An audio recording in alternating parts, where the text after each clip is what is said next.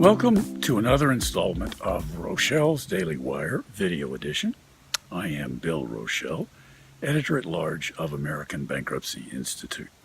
We come to you every Friday at the same time with a report on an important bankruptcy opinion from the prior week that bears your attention.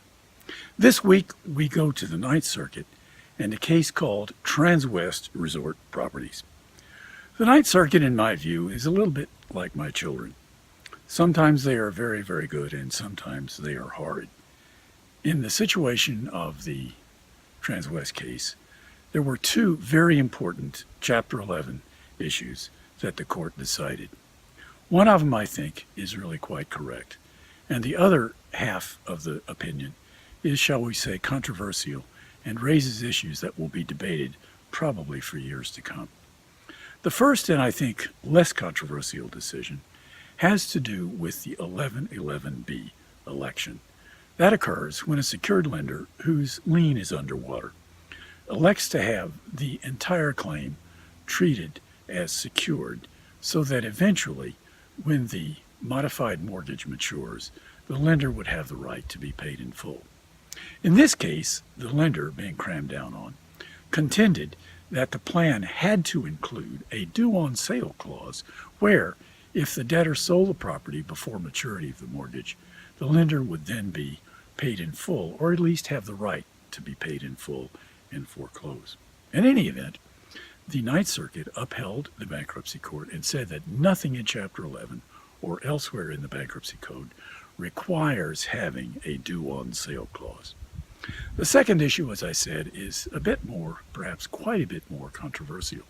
That has to do with how many acceptances do you have to have among the classes of creditors when you have a joint plan.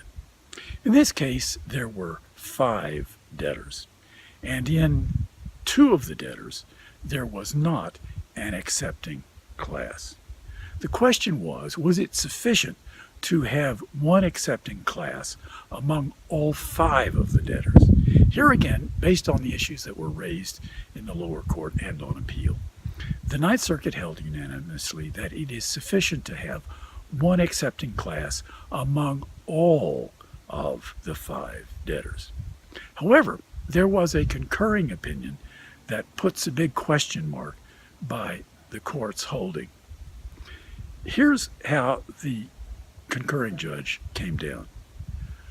The judge said, well, if this lender had argued at the time of confirmation that this was a sub rosa or de facto substantive consolidation, the judge went on to imply that the facts of the case probably would not have supported substantive consolidation, and therefore it would have been necessary to have an accepting class among all of the debtors.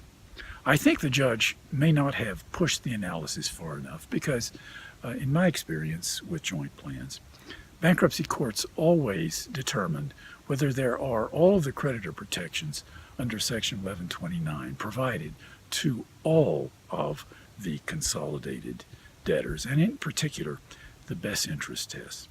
Well, in any event, I think this concurring opinion is going to be a matter of controversy for many years to come. And at least for the time being, I think there's a question mark over the issue of whether one accepting class among a whole slew of debtors is sufficient. Thank you. That's all for today. We'll be back at the same time next Friday to talk about more important bankruptcy law.